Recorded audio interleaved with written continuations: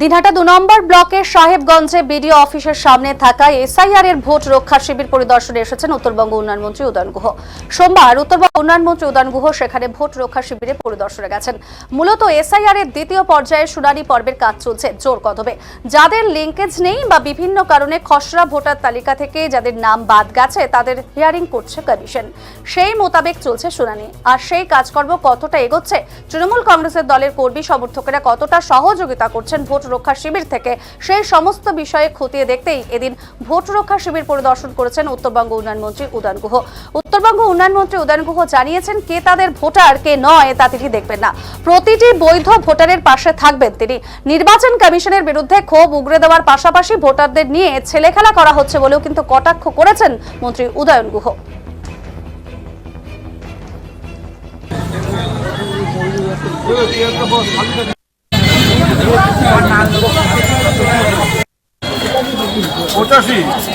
এই 85 বছরের লোকটাকে হিয়ারিং এ ডাকা হয়েছে।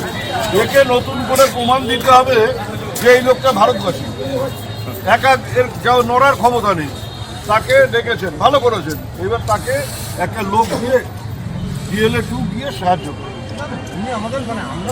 হ্যাঁ, ঠিক আছে ঠিক আছে ঠিক আছে। কথা বলছেন, কেমন খারাপ আছেন এবং কি কি এটা আমাদের দায়িত্বের মধ্যে পড়ে। দল তো আমাদের বলে দিয়েছে যে যে মানুষগুলোর নাম ভোটার খসড়া তালিকায় নেই, যাদেরকে হিয়ারিং এ ডাকা হচ্ছে, আমরা সর্বতোভাবে তাদের পাশে থেকে তাদের সাহায্য করব। কে আমাদের ভোট দেন কে ভোট দেন না সেটা দেখার বড় কথা না, প্রত্যেকটা লোকের নাম যাতে ভোটার তালিকায় ওঠে সেটাই আমাদের দাবি।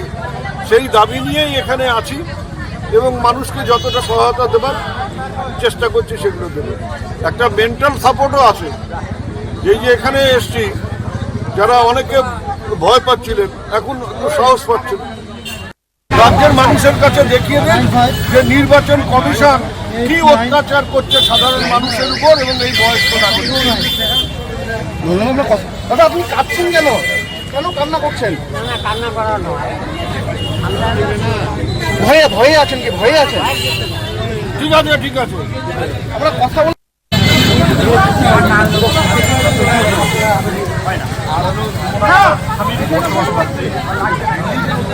হিয়ারিং এর কাজটা আর এখানে আছে। 27 তারিখ থেকে চালু হয়েছে রাজ্যে হিয়ারিং।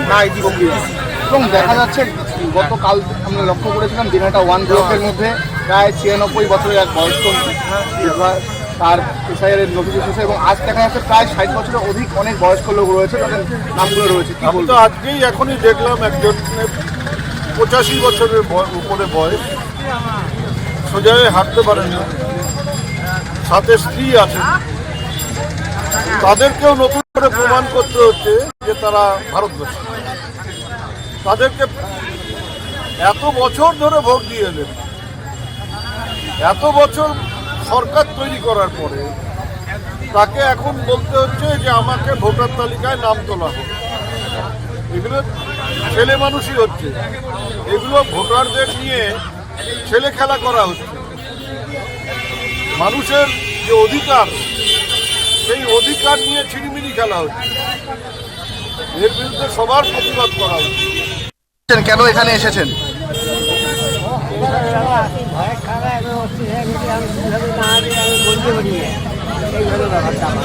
আপনার বয়স কত?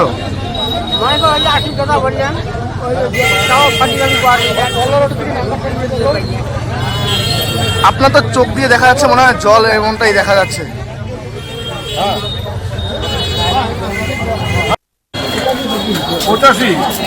এই 85 বছরের লোকটাকে হিয়ারিং এ ডাকা হয়েছে। একে নতুন করে প্রমাণ দিতে হবে যে এই লোকটা ভারতবাসী।